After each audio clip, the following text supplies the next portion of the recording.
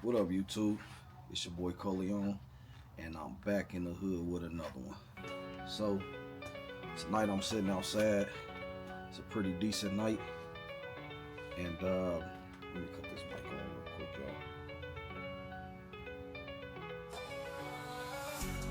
y'all. So, tonight I'm sitting outside.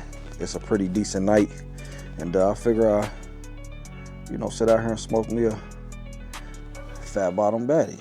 You feel me? Hold on, let me get this up in there. Good old fat bottom baddie. It's trying to focus on my face, but anyway, I got this propane torch here. I'm about to light this big boy. Y'all give me a minute.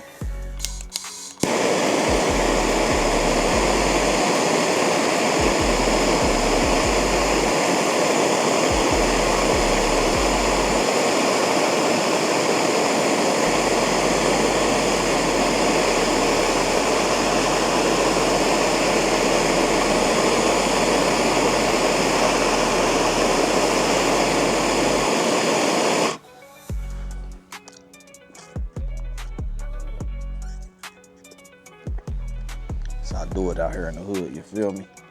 So anyway, figured I'd cut the camera on tonight. See who I got sitting behind me. Big Chief. Went and put the cutlass up today, this morning. Run the charger out. So I figured I'll go ahead and give y'all story time on how I came across the charger and bought the charger. So it was 2018, and this was back when the Scat Pack Challengers was first dropping. And I finally made up my mind that I was gonna go ahead and buy me a brand new car. I bought a plenty of cars. Well, I bought a many of cars throughout my life, but I've never, ever owned a brand new car off the showroom floor. I'm talking about bought brand new with like 0 miles, where nobody has ever driven it, things like that. So I finally make up my mind. That's what I want to do. So I had been working on my credit for like 5 or 6 years, and my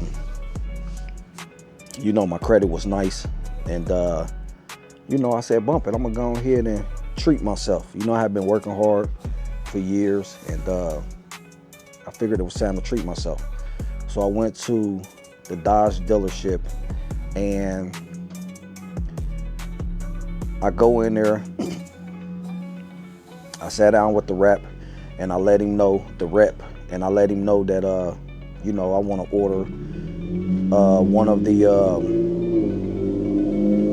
to order a Scat Pack Challenger, a wide body Challenger. So we sit down at his desk, and he goes into the computer, and he's looking in there, and he's like, well, we're not taking orders right now for those. Actually, we really don't even have a lot of info on them. So I said, okay. So I left him with my number, and I told him, once y'all start taking orders, please give me a call. I want to be one of the first ones to order one. So in the meantime of me waiting, I'm on Craigslist. Like I said, this is 2018. So I'm on Craigslist, and I'm scrolling, and I'm looking at Dodge Chargers, and I came across this one. But when I first seen it, I didn't click on the ad. I just scrolled down, because I had just actually sold a Charger, same year, same color as this one, with a sunroof. Now my car don't have a sunroof, which I'm glad, because the previous Charger that I had, my last 2006 SRT8, had a roof, and the roof leaked. It had real high miles, and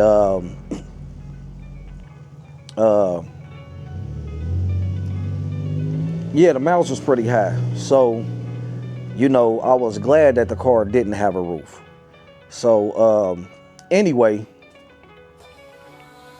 I scroll back up to the car and I click on the ad and I get to going through the pictures. And even in the pictures, the car was super, super clean. Super clean. So,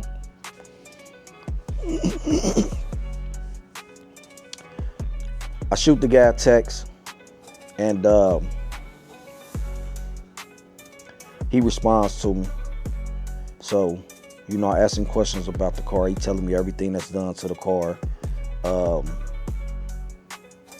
All the mods, who did the mods, basically who built the car, you know, when the work was done, everything.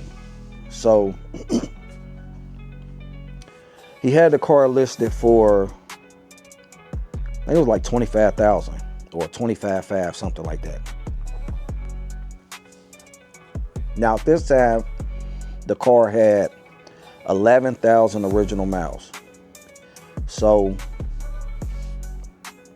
you know, I'm thinking at this point, like, you know, if I can get this car, you know, versus the Scat Pack only paying a fraction of the price, it's a no-brainer. You know what I'm saying?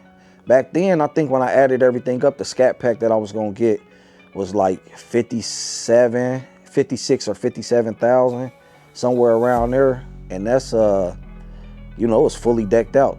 And that's before, you know, tax and fees. So, you know, I'm like, shit, it's a no-brainer. You know, the car got 11,000 original miles. It's supercharged. It's in showroom condition. No dents, no dings, original paint. Like I said, it was a no-brainer. So we start talking numbers. We come up on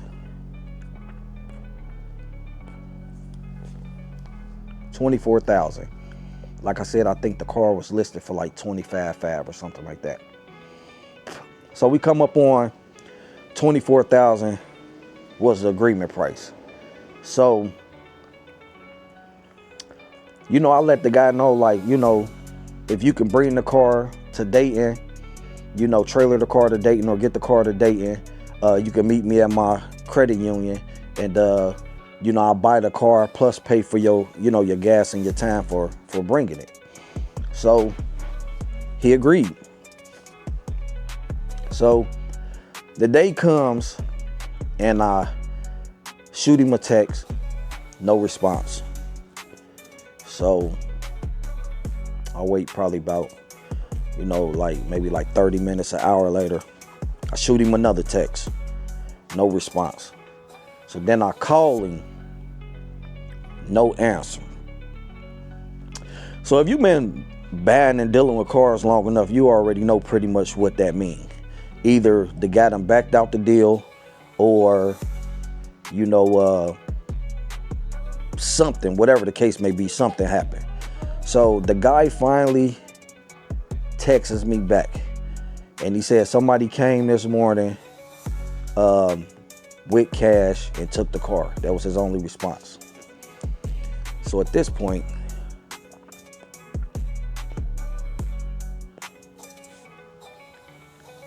I'm kind of pissed. I'm not gonna lie. I'm kind of pissed because, you know, I'm a man of my word. You expect other people to be a man of their word. I get it. I mean, it was his car. You know, he could do with it whatever he wanted to do with it. But, you know, everything was agreed on. Like I said, I even offered to pay for his time and gas coming. Plus, you know, what we had agreed on as far as the car. So, anyway, I was kind of like in disbelief, like I didn't believe him. So, I had my dude hitting. At the time, he was in Texas. And so I'm like, bro, call him from a Texas number. You know, so I had him call from Texas. And I gave him, you know, the guy's number that he had gave me.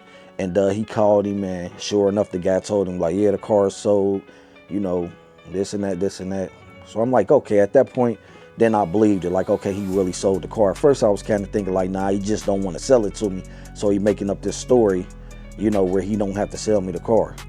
So anyway, like I said, for me having a couple charges previous to this one, I'm in like a lot of the SRT8 groups.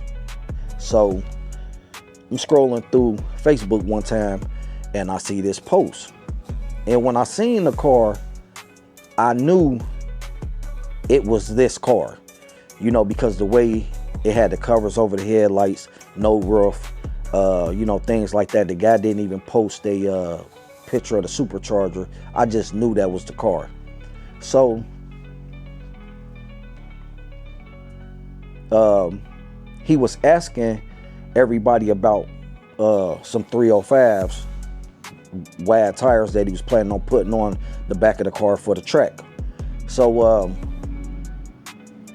anyway, I hit him and I asked him, I'm like, hey man, do you wanna sell that car? So he was like, well, actually I just bought it, and you know, this and that. He kind of went on. So but he did give me a little indication that it was a possibility that he would let the car go, which is the only reason why I pursued you know, the conversation of him selling the car. So anyway, he was like, you know, I'll think about it, and if I decide, I'll let you know. So me being the person that I am, sometimes I talk out my ass when I really want something. So like I told you, the guy who I was originally supposed to buy the car from, we agreed on $24,000. So with this guy and him not wanting to really sell the car, I just threw a number out there. So I said, I'll give you $27,000 for it. So when I threw $27,000 out there, he was like, man, let me think about it. So I'm like, okay. I said, you know, if you decide to let the car go, let me know. So probably about 30 minutes later, he hit me back and he was like, yeah, man, we could do it. I'll sell it. So my bad, y'all, I'm shivering because it's a little chilly out here. So anyway, once we agreed on a price, I went down to my credit union and I had them run everything on the car to make sure, you know, everything was legit. And even the miles were so low on the car for it to be a 06 in 2018, even my credit union didn't believe that the miles was authentic or legit. So they ran like all type of whatever checks they can do on vehicles. They ran all of them. I mean, it had to been like 3 or 4 checks that she went through to make sure that these miles was legit. And when they came back, at that time, the car booked for $16,200 and some change. So I hit him and I was like, man, is it, you know, any way that, you know, we can go through like a dealership or something where I can have my bank finance the car and I'll just pay you the remaining balance cash. I said, whatever it booked for, I have my bank pay, you know, finance it for that, and then I'll pay the remaining balance cash. So he hit me back like, yeah, I got a buddy that got a LLC, you know, he sells cars, this and that, and we can go through him. So my bank checked, you know, his information out and everything was legit. We was able to go through him. So what I did was I had the bank finance the car for the 16 and some change that it booked for, and I went ahead and gave the guy $11,000 cash added to that check. So I drove up to Chicago. It was me, my uncle. It was me and my 2 uncles. So we drove up to Chicago, and as soon as I pulled up, when I looked at the car, I knew I was gonna buy it. Like, I knew straight off the rip. The car was so clean. Yeah, I just knew I was gonna buy it. It was that clean. The car was that clean. when I test drove it, it ran that good. So yeah, I went ahead and cashed out on it, and that's how I ended up with this car. And so later on, after I had bought the car, I don't know how many months had went by, but I ended up texting the guy who I was originally supposed to buy it from, and I said, hey, this is Mike. I said, the guy from Ohio who was supposed to buy the Charger from you. I said, what type of oil did you run in the car? And he never responded. The guy never responded. First he responded with, who is this? So when I told him and I asked him that question, he never responded after that. So then I shot him another text and I said, well, I just want you to know I bought the Charger. And yeah, I think he was pissed. Oh, and another thing that I left out in the story, the guy who I bought the car from, the guy who I bought the car from, the guy who I was originally supposed to buy the car from was the guy who I bought it from, Boss. He was the manager of a Ford dealership. The guy who I was originally supposed to buy it from was a manager at a Ford dealership. And the guy who I bought it from was one of his employees. So when we was trying to figure out a dealership to go through for me to finance the car through my bank, he had asked his boss first. And his boss turned him down and told him no. So that's how we end up going through his friend. So one thing my uncle always taught me, if something is meant for you, you will get it.